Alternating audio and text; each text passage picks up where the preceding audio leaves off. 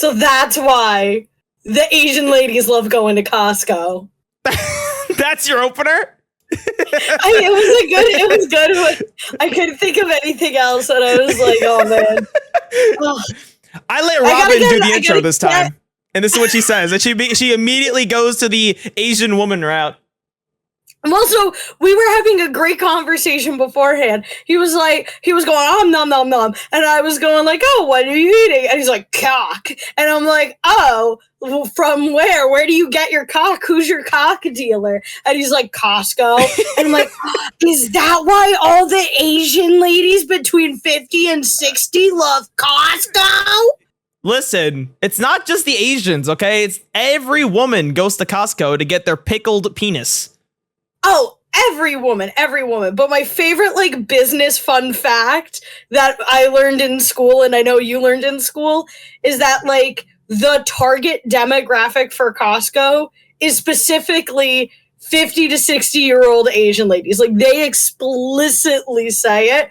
But as a white woman who is not in the 50 to 60 age range, I love Costco. Listen, Costco like, turns me on. Listen, I don't know why Costco turns her on. BJ's should be turning you on. It's in the name, bro. It's in the name. I've never been into a BJ's. All I've heard is that it's Costco, but not as good. What do you mean? They're the same thing. Okay, for context, BJ's is literally not what you think it is. It is literally just a Costco kind of copycat store, but they're the exact same thing. Okay, they're no different. Like they have their same prices. They're all like, oh yes, come inside to save money with these bulk deals. But does BJ's have Kirkland? Well, they're called BJ's. They have BJ's, not Kirkland. Everything is BJ's brand. Listen, if I go, dude, okay, back at BJ's when I was my parents would shop there all the time. They had this like amazing M&M cookies, and my God, it is probably one of the sole reasons I was obese as a child. Because those things were freaking crack. They were crack. I don't know. Like, they were always fresh baked. So good. I would demolish. My whole family would demolish like half a box. Like, that shit was so good. So good. I now have to try these elusive crack cocaine chocolate chip BJ cookies. Oh, don't worry. That's like I'll give you my membership card. Things in one.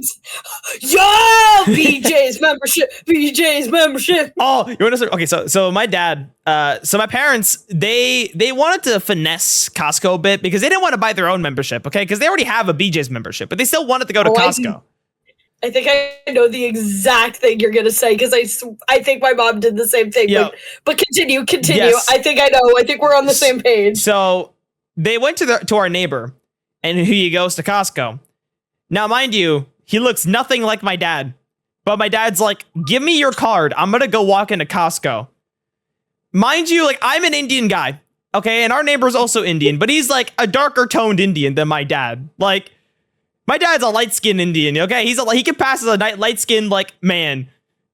But, and he shows the guy at the front the ID, which apparently no one checks, okay? Like, they usually don't check. And he looked back and look up, down, he's just looking at my dad and looking at the image. And my dad's like, lighting was just bad. And he let him in. Oh my God. Lighting was just off in this picture.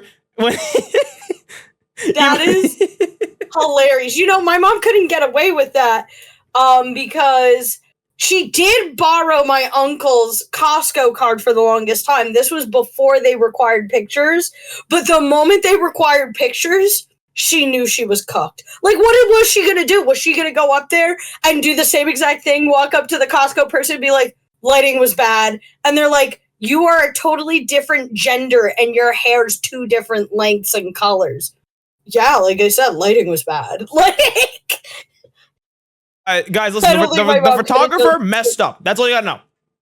They messed up. They messed up so bad, I look like a man with black hair rather than a woman with blonde hair. The photographer's here is really fucked up. Anyways, welcome to this episode of the Hardly Working Podcast. I don't know. I feel like I have to say that. You know, I feel like it's not an episode if I don't say that at least once.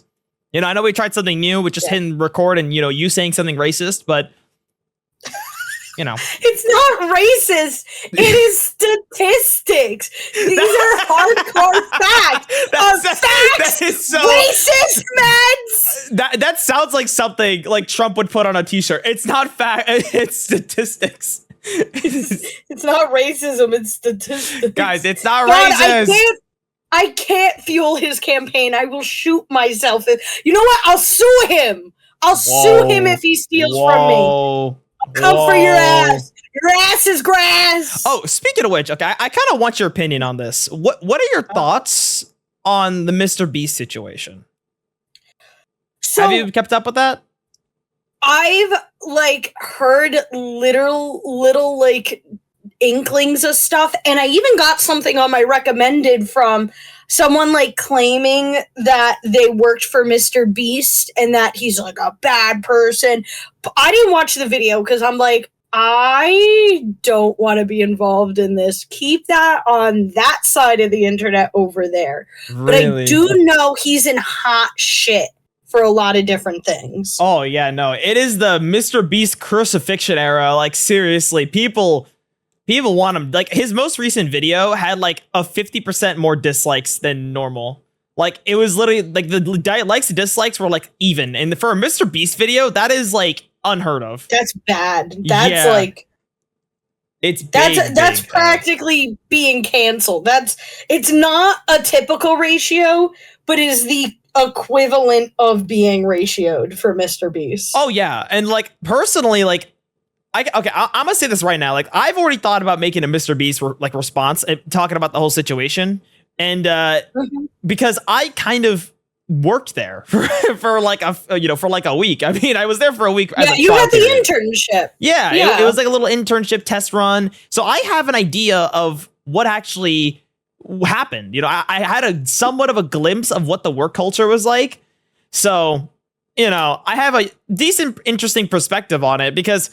I guess if you guys don't know per se what exactly happened, TLDR, Mr. Beast has people that he's unfortunately just kind of hurt during these sets of his contestants, some even employees, I think, just bad management overall, just kind of immoral practices, a lot of bad stuff. And also the Ava Chris Tyson, whatever situation with her being a weird degen of a human being, and then Mr. Beast being friends and potentially linked to their degen behavior. So there is a lot of shit coming out at once. Oh, and also apparently faking videos. There's so many things, so many issues. Now, personally, in my opinion, I don't think he needs to be completely deplatformed. I don't know. I think people are taking this way too, take it seriously. Because and also people were talking about illegal lotteries. I watched that entire video, and he released a part 2, Dog Pack, his name was. He released great, and he's gonna drop a part 3 too. And the part 3 does not look good for Mr. Beast, so far. But another he basically there's just so much shit. But in my opinion, I don't think he deserves to be completely destroyed. But you don't understand, the future of YouTube is literally in his hands right now. His response will determine where YouTube goes in the next 3 years. Guarantee you.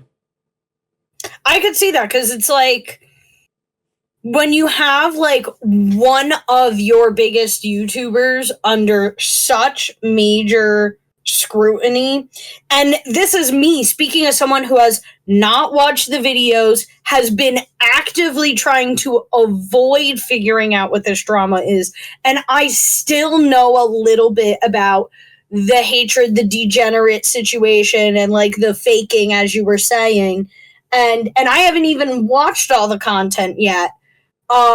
It's very, very concerning. It almost reminds me very similar to when the James Charles, Jeffree Star, and Shane Dawson collapse was happening, and an entire community in YouTube just buckled in on itself. The entire beauty side of YouTube buckled in on itself, and it was making main news.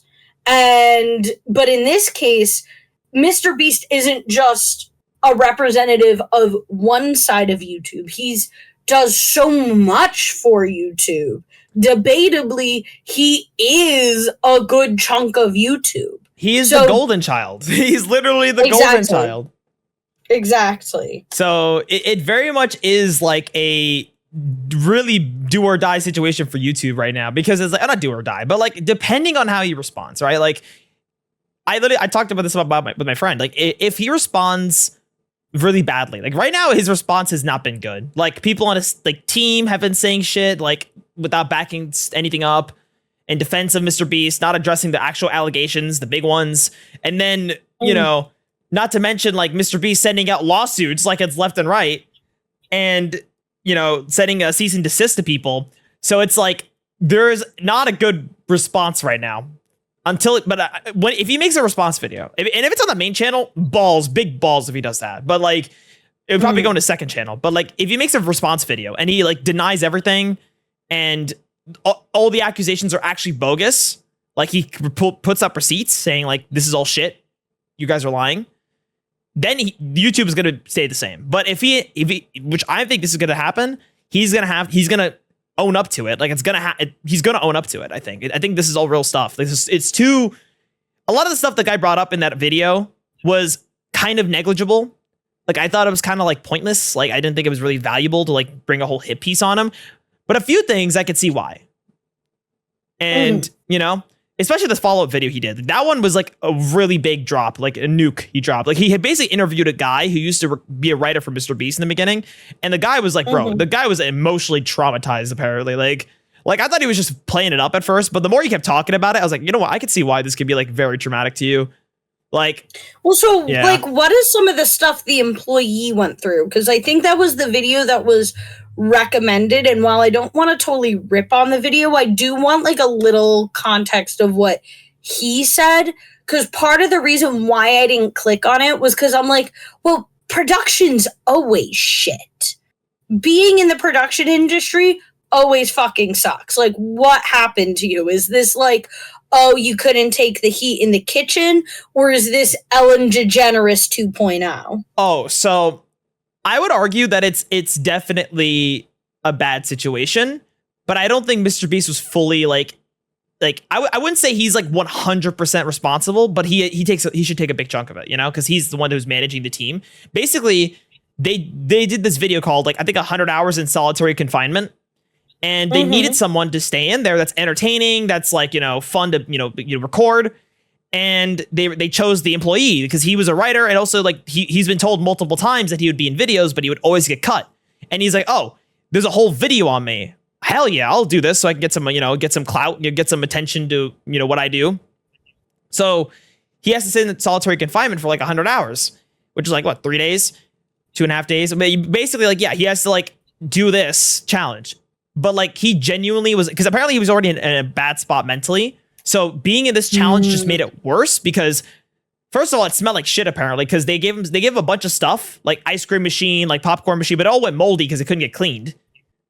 So it's just this really bad smells that he couldn't escape. He had no heating, no like he couldn't turn off the lights. So when he was sleeping at night, he couldn't see. Like, it was just bright white night like light. He couldn't like sleep.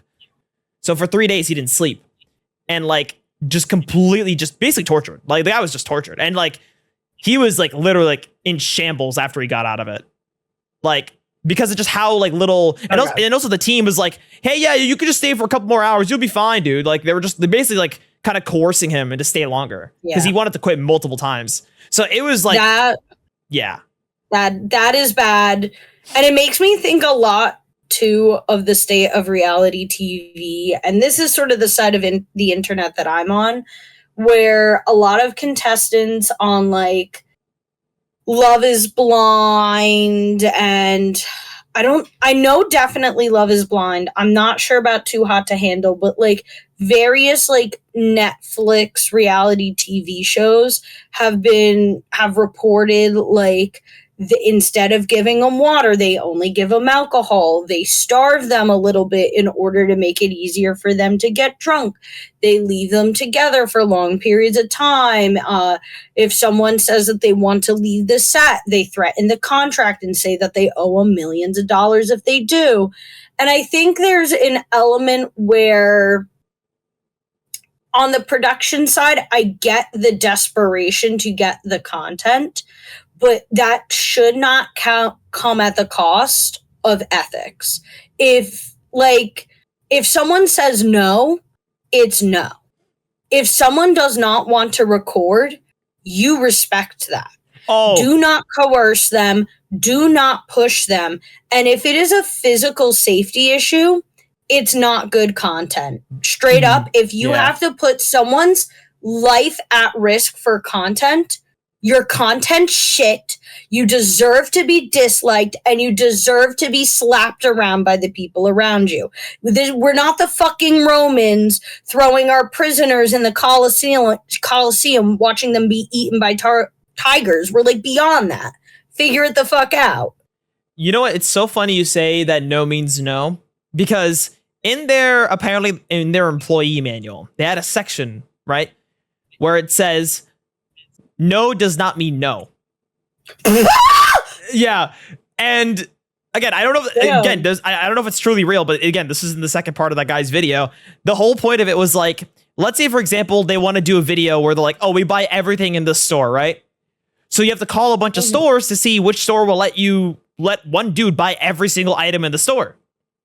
Right? Mm-hmm. So if you call a grocery store and they're just like, what? No, I'm not doing that shit. What are you stupid? They're like, don't take that as a no. Call another store in a similar branch because they could also be fans. Like their whole rationale is, oh, someone next to them could be a fan and could convince them to say yes.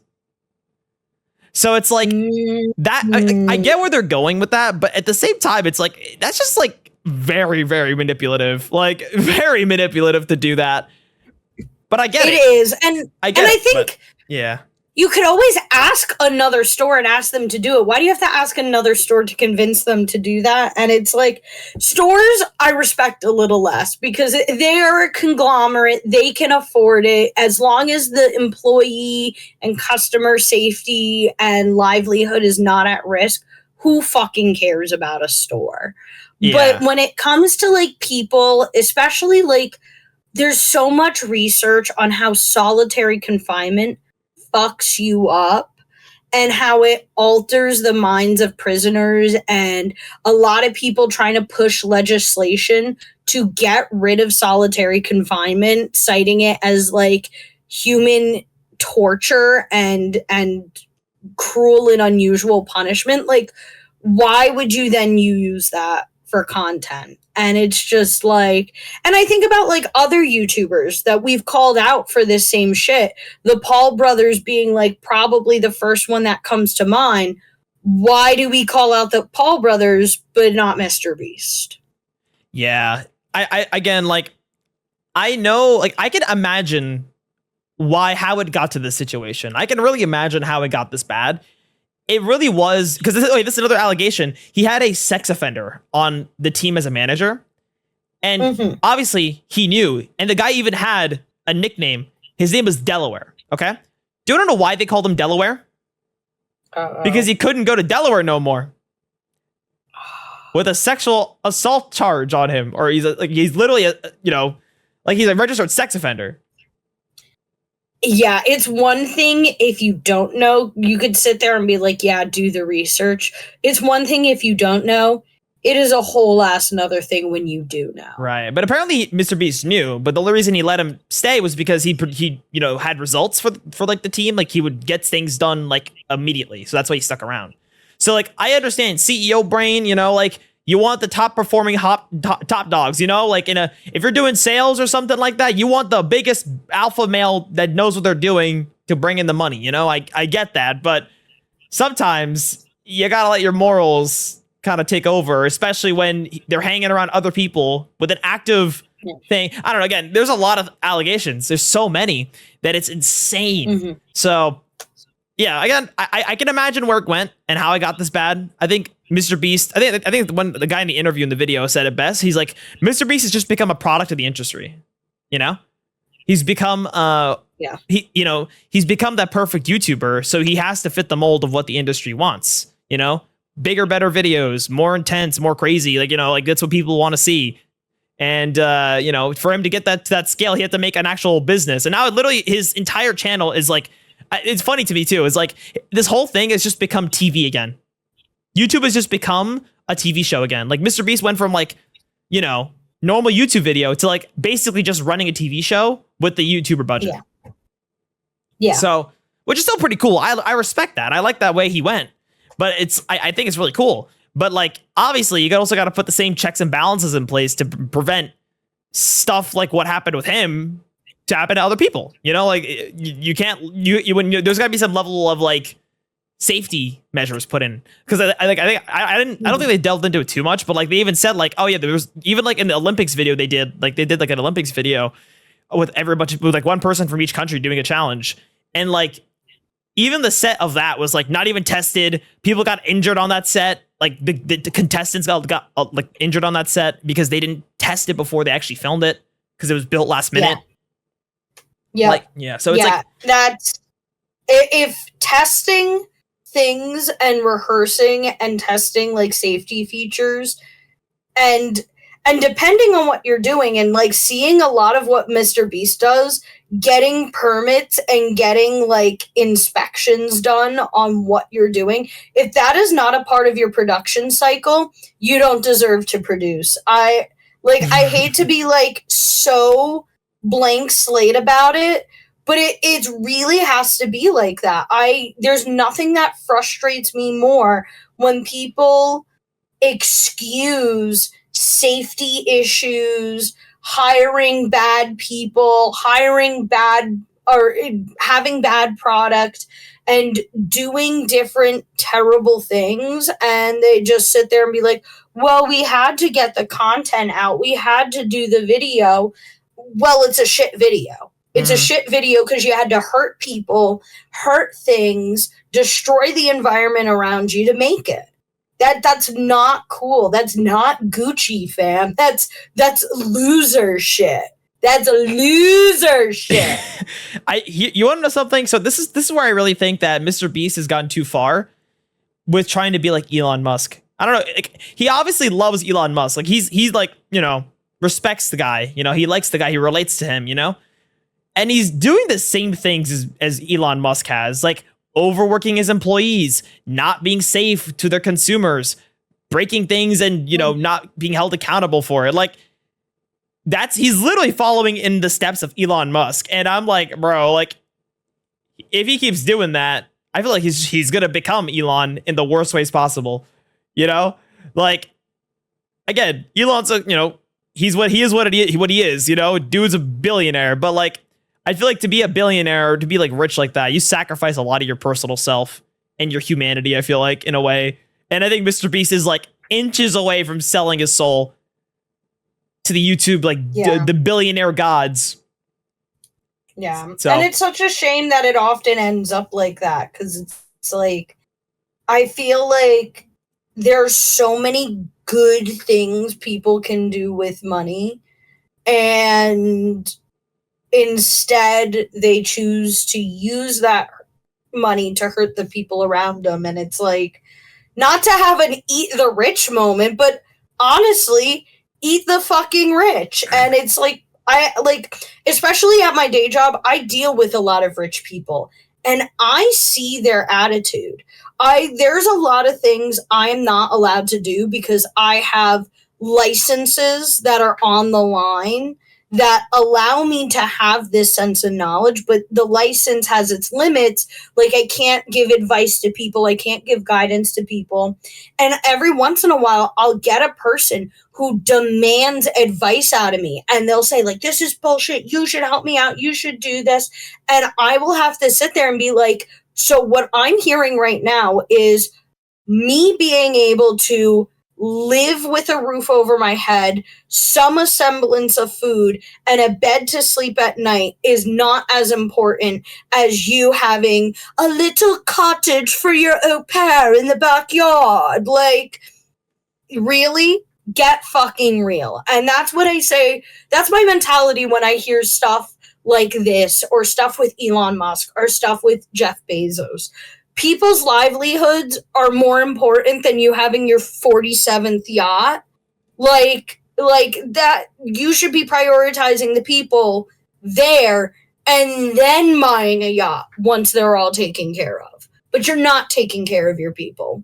Man, we got into a really serious conversation today. I know. I'm like sitting here like, should I like tell Jay that we're getting a little too deep? But then he would say something, and then I'd be like, no, I'm popping off. I'm going to be saying the shit that I say when I debate myself alone in the room while watching political videos on YouTube, watching those little Jubilee debates. When I pause it and I get within a debate in myself and I look at myself in the mirror, I'm like, you dumb bitch. Don't you know that I am the correct one? Yeah. Well, I mean, listen, listen, sometimes you gotta have the hard conversations, okay? It wouldn't be hardly working if we didn't have the hard conversations. Hell yeah. We'll become a political podcast, okay? Me representing the Green Tea Party. I represent the Green Tea Party, yes. Like fucking matcha? Not wasn't there like a Green Tea Party? Wait, I want to be the Black Tea Party. I love Earl Grey. Oh, come on. The Black Tea Party? I thought you were making a reference to your own thing. I know. It sort of was. That's why I made the Earl Grey joke. Damn. So I could be like, no, I'm beyond that. I'm beyond my college thesis. Oh man, that itself, that was the genesis of our friendship. All because of black tea. All because little old me said I'll voice a character for you that I never voiced. Well, that you never did voice. That you never did voice. Admittedly, you did like a few lines, but it never ended up like. I think a lot of it was a life lesson to me, and sort of almost keeping on the context of like the production cycle. Like the production cycle is tough, and especially the more you go through it alone or the less staff you have, it is like brutal. It is like the only people who go into media production are masochists, and like I fully fucking am. Like full BDSM style, whips change production cycle. Those are my three favorite. Average art student. Like my three favorite things in BDSM are crops, rope, and the production cycle. Those are my three favorite kinks. Maybe that's why Mr. Beast fucked it all up, because he has a kink for it. He has a failure kink. He has a fetish. Oh, we knew it, guys. He is pure evil. He's just horny all the time. Like us. No. Hardly horny. Hardly horny. Hardly horny. I will, by the way, for context, for not the hardly horny bit, the black tea bit, that was Robyn's old series that she wanted to make back when we first met in college. Yeah. And I offered to help her, and obviously it didn't go anywhere. But listen, Robyn, I know we were just talking about eat the rich, but if you help me become the multi-millionaire, medical gamer, I did say I would fund your show. It is something that I still consider doing. It's something that I enjoyed doing. It was a series that I started like back in high school, and I started script writing, and I continued in college. And despite being a business major, I wanted to go to college to continue it. And I went as far as storyboarding the entire first episode by myself, and it was supposed to be an animatic, and I even had a few of my comedy friends like voice it last minute. Turned out the mic was muted the whole time, didn't get any of the audio, and it sort of turned into like a major disaster in a lot of ways. But I think they were important lessons for me to learn, and I think I do want to go over the script again, if not almost completely overhaul the story while keeping a lot of the themes. But black tea is something that I want to bring back for sure, even if it's not like 100% similar to what it was before. There's another short film that I want to make called Pixie Sticks, about Pixie having a mental breakdown and going feral mode. And there's just like a lot of other various media that I want to do. And I think if you ever become a billionaire, you could do good in the world by just funding me and my passions. I will do such things. I will do many things to fund your passions. Okay. Cause I believe truly that everyone deserves a shot at their creative vision, Okay. Maybe not everyone, except for like, Chris Chan, he doesn't deserve it, but everyone else out there, if you have an artistic dream, you deserve at least one shot in your life. But at the end of the day, you know, it really depends on being in the right place at the right time. And I will tell you this, like, as I said, like, for like future wise for Medz, like, I really want to build like an actual like studio where we can make like actual shows, because I would love to make like an animated series outside of, and like maybe like just like a whole, like, because basically you have like things like Glitch, you know, with the Amazing Digital Circus. Like, I'd love to have like an extension of that, you know, of like animators and like team of people that can like make content, like make shows, like actual good shows. Because I feel like there's so many like YouTuber shows out there that stink, and I'm like, I want to make something that's actually good, like actually well thought of. Like, when you think of like Steven Universe or something like that, like it's a really good show, well made, you know, like nothing, obviously not to that caliber, but like build something similar, you know, that'd be sick. Yeah.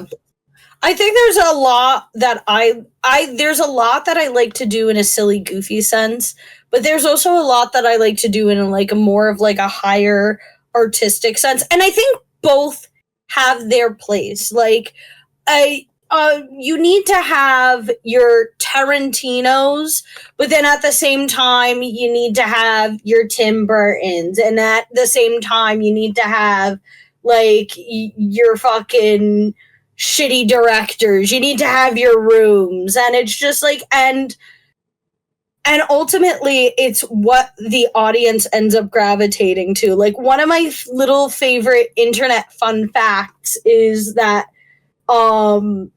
DreamWorks, when they were producing both The Prince of Egypt and Shrek at the same time, the good animators and the ones that were well performing went on The Prince of Egypt, and the ones that they want to punish got went on Shrek. I remember hearing about this. And became a part of the Shrek team. And now look at them. Like, Prince of Egypt is still great, but Shrek is something that has been completely held in the hearts of many. And it's like, that is something really, really cool. So I think while there is room for lowbrow shit, the lowbrow shit is what makes the highbrow shit look so good. There was a show on YouTube I used to watch called Dick Figures. I don't know if you've ever heard of this. No. Oh my god. Well, I definitely should not have watched it when I was younger, but I did. And oh boy, I enjoyed every minute of it. It was the most weirdest thing ever, but I loved it. Okay, it's from a channel called Mondo Media. I'm gonna pull it up real quick, but it's like, it is such an interesting channel. They just make animated like series and stuff like that. That's all they do. And if I look over here, let's say I gotta open up my YouTube. Okay, here we go. YouTube. All right, if I look up this, it's called Mondo Media, and they have this like whole thing, this whole series. They even I think they made like a mini movie as well. That's not the right thing. Mondo Media. There we go. They also made new. Okay, you know Happy Tree Friends? Yeah, they made Happy Tree Friends. Oh, I love Happy Tree Friends. The Sergeant made me so horny. What? No, you know, Robyn, the green, Robyn, the no, green squirrel Robyn, you have a problem. You have a horny problem. He was so hot. I don't know what you're talking about. What do you mean? He's a murderous green squirrel with PTSD. What do you mean he was hot?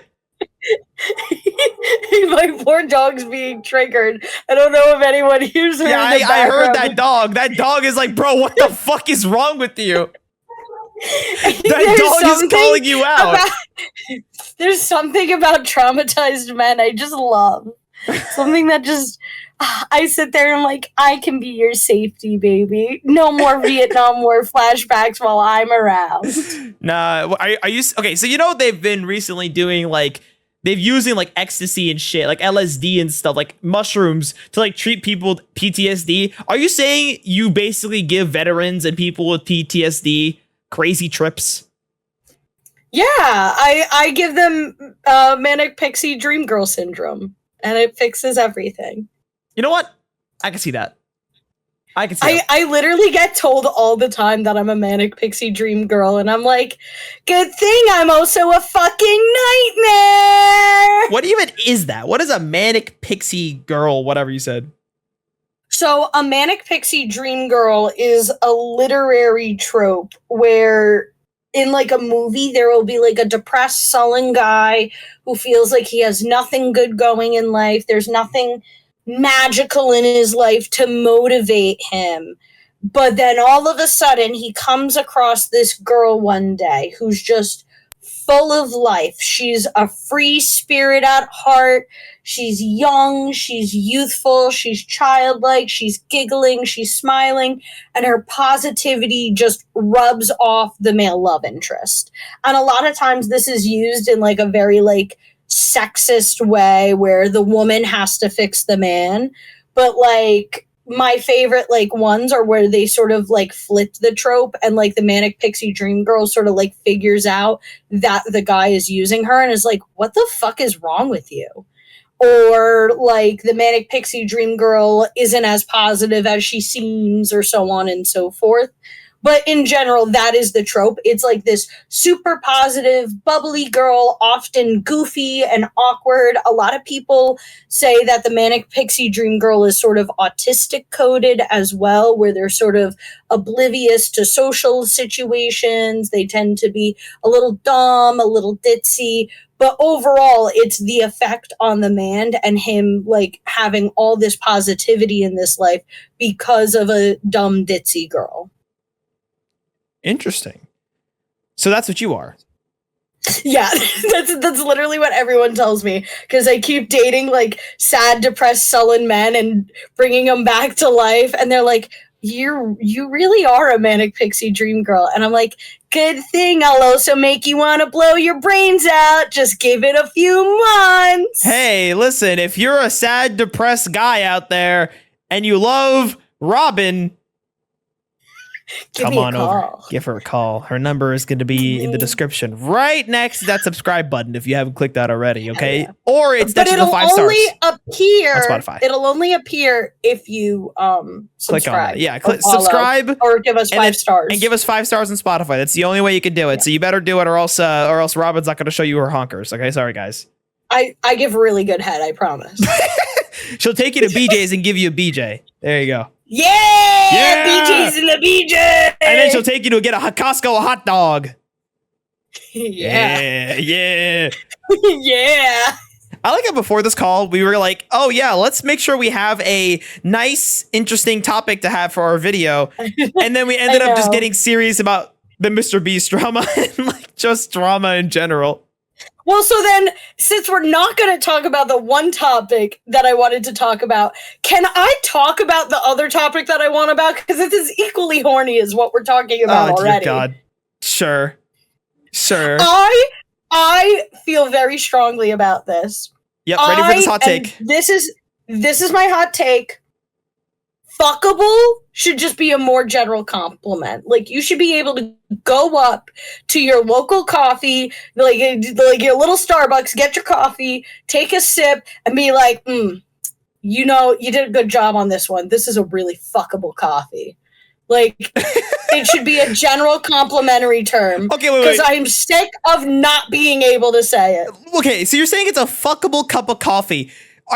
You're implying that you literally want to have intercourse with your cup of joe, okay? Like, first of all, how are you going to do that? Second of all, why?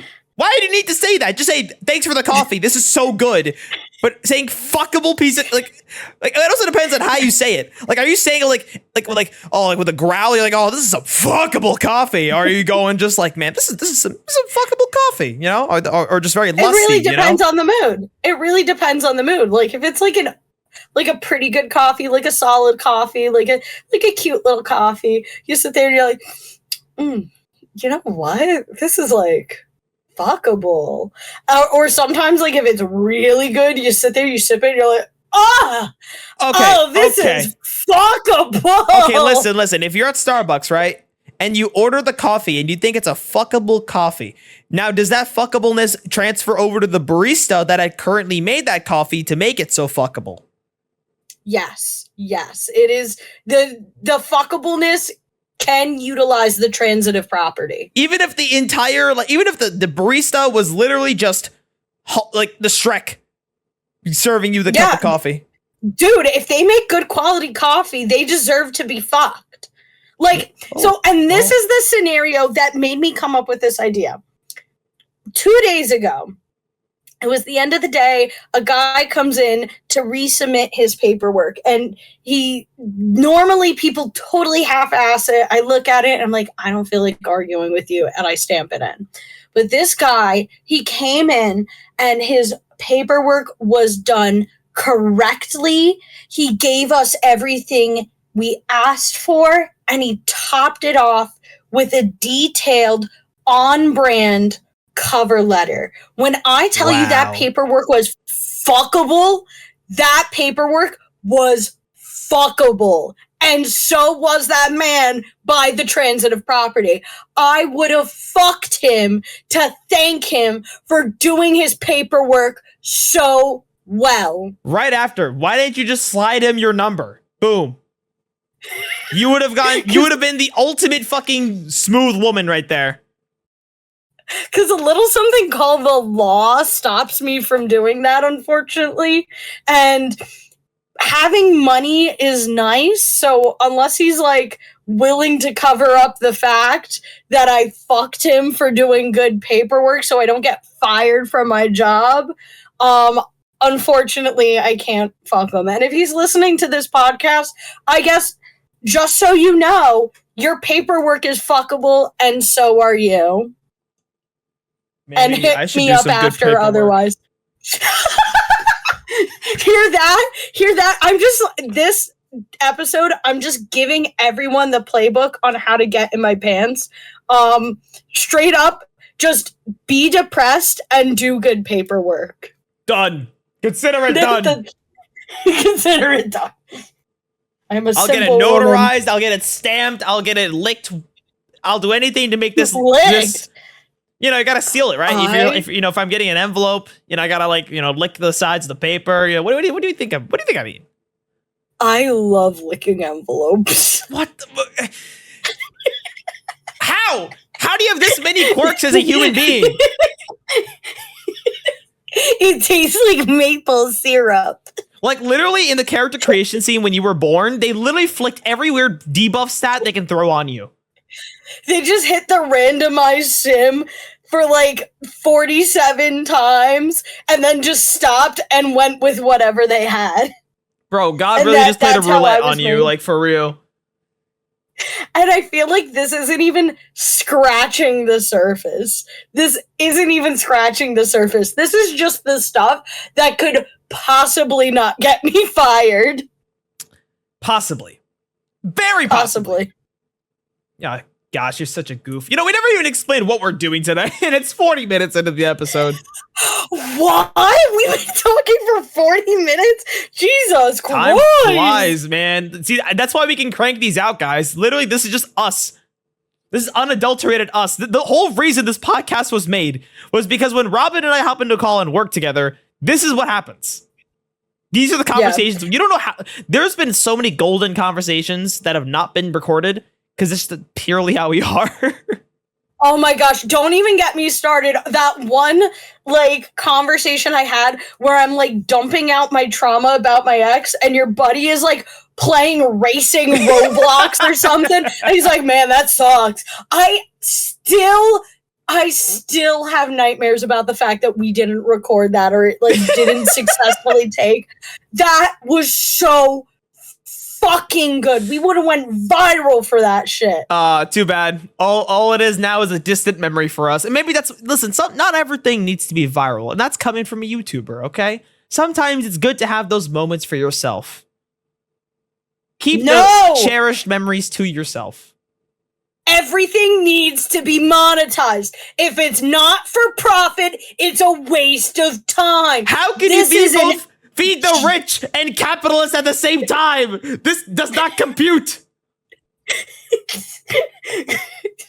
Just because I hate the rich doesn't mean I don't love money. You know what? Valid.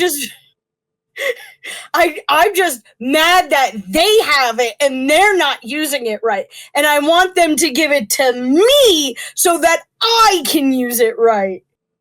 I'm sure you would do great with that. Okay, if you were the manager of the entire treasury of the United States of America, how long do you think you'd last?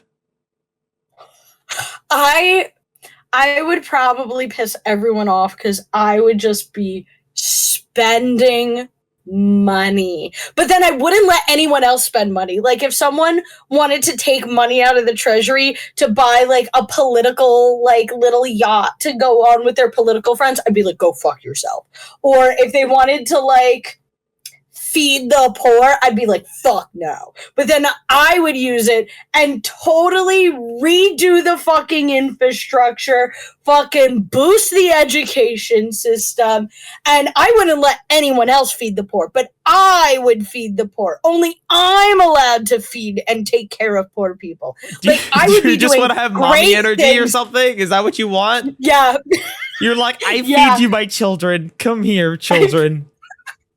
That's what I want. I want to have a very like matriarchal, I can't even say presidency. Like what even is the treasurer allowed to do? Like it's not like I would even technically allowed to be doing any of this. You know, vote for me for president. Put me in as a write-in. Yes. I can't even legally be president, but I will give the poor people money. I will give them money and pictures of my titties, and that will solve the homelessness crisis. You know what? I can see that happening. It's like every single homeless person will be like, bro, those titties though, like I should get a job. I will motivate people to work. Well, maybe that's what it is. I just announce on a megaphone, I will fuck you if you do your paperwork right. And all of a sudden, all these people in unemployment have this sudden urge to do paperwork, all so that they can fuck me. I fixed the economy, everyone. I fixed the economy. Robyn did the impossible. She did what 40 other presidents could not do. Fix the economy. With my pussy. My magical pussy. Thank you, Robyn. You saved us all. Now we can actually maintain ourselves as a world civilization. Hell yeah. I'm so glad. In actuality, you would just burn down the entire like United States of America. But, you know, we'll go with that route. We'll go with the happy-go-lucky route. You think you would do any better? You think you would do any better? All right, here's what we do. How to speedrun the economy, okay? Take all the money, right? Burn it. Now we're a communist country. Boom. Guys. You know there's still currency in a communist nation. Potatoes, done. We have enough of those. We have more than enough food. We start trading food. We go in the stock market. Hey, you want to trade 10 hamburgers? 10 pieces of pistachios? Yeah, I'll give you some. We're going to go back to the trading system, okay? We got to reset things here. Like, when we were trading a horse for 3 cows back in the day, it just made sense, you know? I think why did we get rid of it? You know, like we have stuff. We have lot of stuff. So just get more stuff in return. We don't need money. If I may, as a business major, you always there open are that. several reasons why we can't do that. You know what? I spend so much money on my fucking MBA that I don't use, so I gotta use it somehow, and I use it by being an obnoxious bitch. You know what? You might have a higher education, but we're still the same level of brain power. Whoa! You did not. Come down to my level. Get off your MBA high horse over there. Let me take that MBA of yours. I'll trade that MBA of yours for 3 Apple pencils, so you'll always have them charged. Oh, damn. You got a good deal there. See what I'm saying? You got me there. See what I mean? The system works. The system works. I just convinced you money doesn't need to exist. The bartering system works. The bartering. Honestly, I do love bartering. More so just because I could go up to everyone and be like, oh, that purse you have? I'll fuck you for it. Oh, that food, the carton of eggs? I'll fuck you for it. Oh, your wife? I'll fuck you for her. You're just a sex giver. I am. I can imagine this. You know, you ever watch Invincible? I've seen a few episodes. I haven't seen it all yet. Yeah, you're the fuckable hot like Viltrumite, you know? Like I can imagine you as just a Viltrum, you know? Like you're just a fucking superpowered god who will do whatever the fuck she wants. I gotta see what a Viltrum is. Viltrumite. A Viltrumite. Look up the no. You're exactly this bitch. Viltrumite. Oh, okay. They just look like humans. Okay, I was ready for them to look like grotesque beings. Ooh, and they wear all white. I'm into the that. woman one. You are literally the woman one. The woman one. I'm sharing my screen so you can see what I mean by the woman one. I don't know. I'm saying the woman one. There you are. There you go. There we go. Look, this one. Like, look at her. Hell yeah. There you go. That's you right there. You monster. Damn! Look at that waist! God, I wish. I have the tits and the ass, but not that waist. Listen. Anything's possible. If you're from Viltrum. I don't know what I'm saying. I'm losing my mind. If anyone wants to pay for my lipo so I could be shaped like that, I'll put my Cash App in the description. Wow, Cash App. Ooh. Cash App. Guys, I need everyone Zell me $3,000, okay? If we have $3,000, we can all make 1 million videos. Yes. Yes. And not just run away with the money. 100%. We're not going to run away with the money. And we're not going to, because we're going to actually burn the money. And then we're gonna start doing the bartering system. Okay, this is one step at a time. Every dollar you earn, burn it. Give us all the money so that we can just take it from you. Yes, we're gonna properly dispose of the money. You think you could just go ahead and spend that? No. That's not how it works. Okay, you give it to us for us to dispose of. We are the professionals. I feel like there's more fun ways that we could dispose of the money, like putting it in fireworks. Okay. Maybe shredding it. Maybe turning it into rope. Putting it around our necks. I love how you said our necks, and I was ready to kill the rich. You know, we are not on the same wavelength right now. What do you mean? I'd say right now, like, listen, I think my system works. I literally proved it to you in this example. Yeah, but you want to kill yourself instead of the rich. It was a bit. This is the one time I'm not that way. I don't want to kill myself. Okay, listen, I'm not that way, Robyn. It was just a bit. Just a bit, you know? So, but I do really want a bartering system in America. I think that's the right way to go about it. It just sounds right, you know?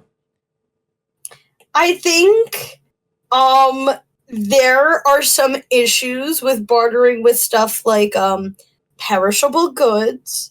And that's why we have, again, flexing my MBA here, a fiat currency, aka a currency that is representative of the value of the things you want to buy. Go fuck yourself. But it's just you like, going off on your MBA tangent. I think that's the one thing about bartering and like commodity currencies that always like just irk me is just perishable goods. I can't deal with perishable goods. Listen, I give you 12 eggs. Okay, I give you a dozen eggs for a newborn child. Both are perishable.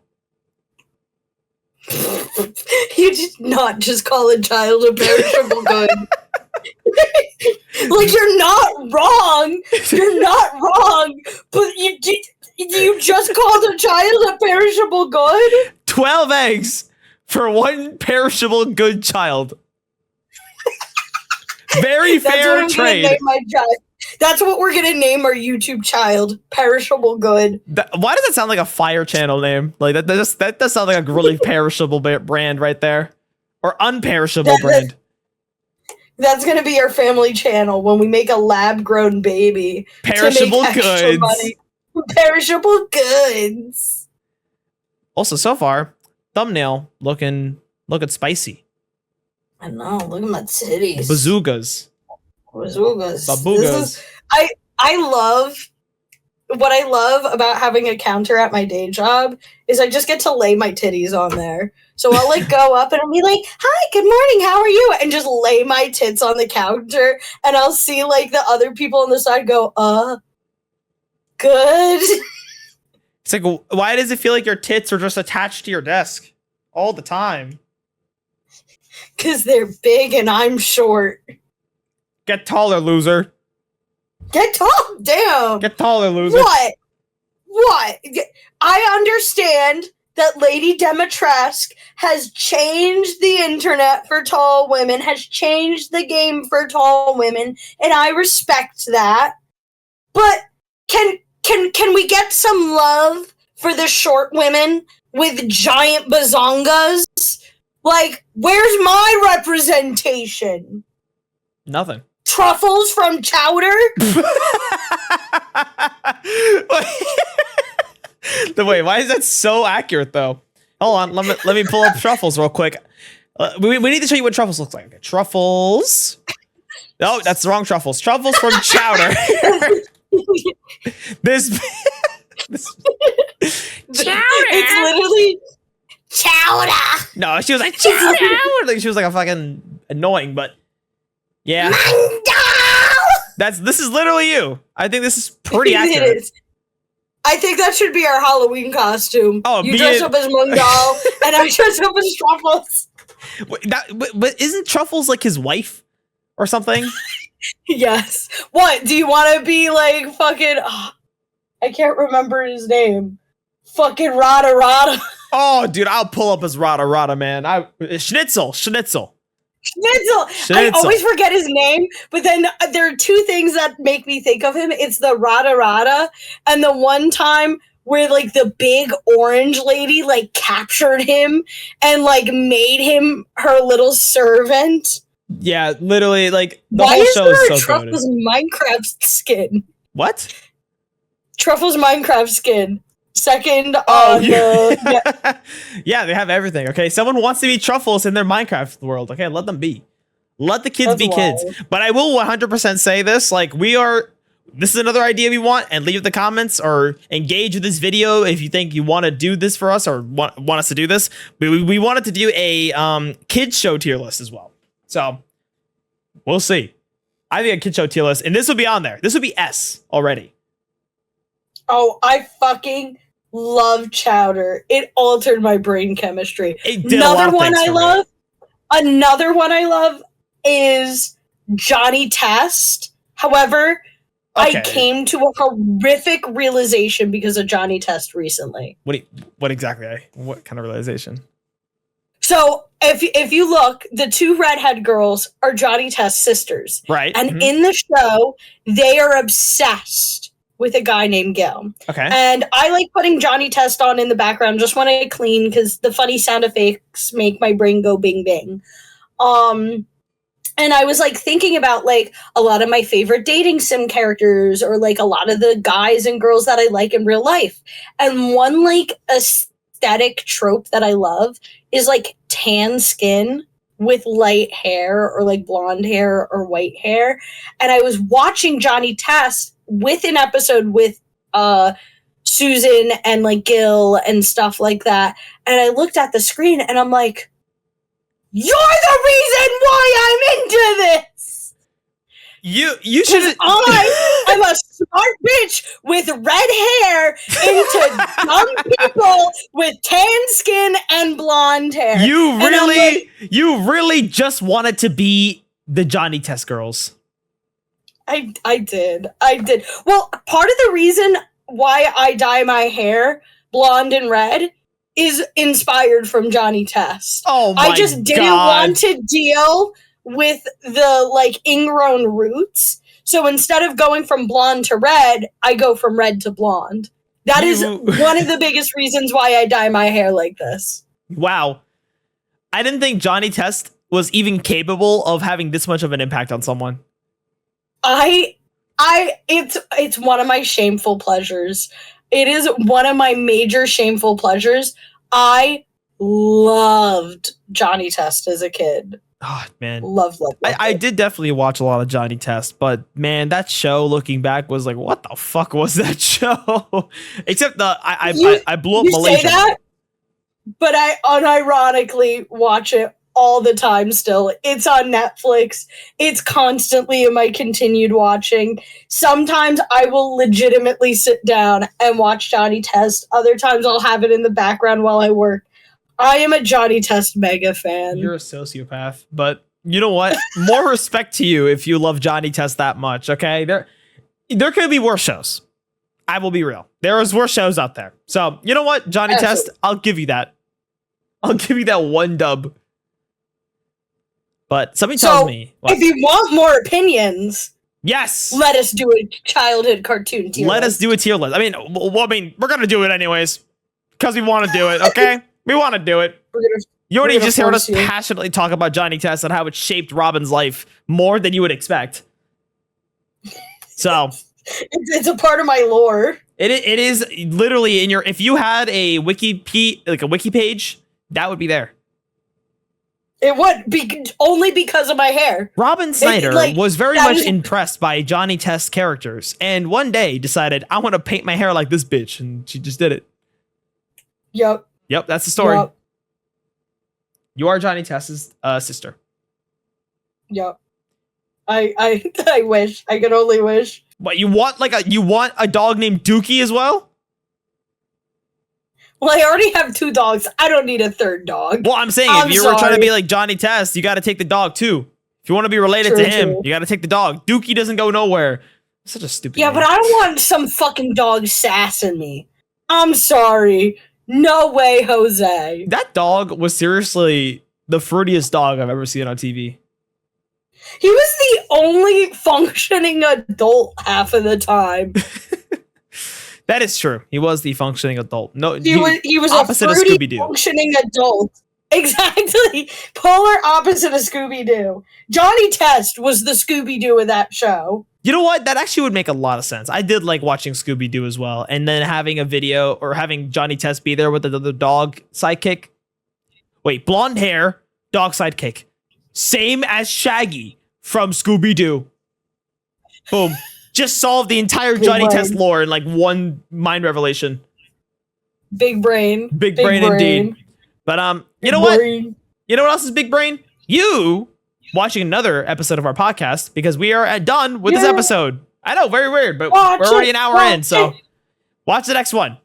Go, click on it. We want you to click on it. I'm telling you now, you have to click on it. Click on it. I'll give you head if you click on it.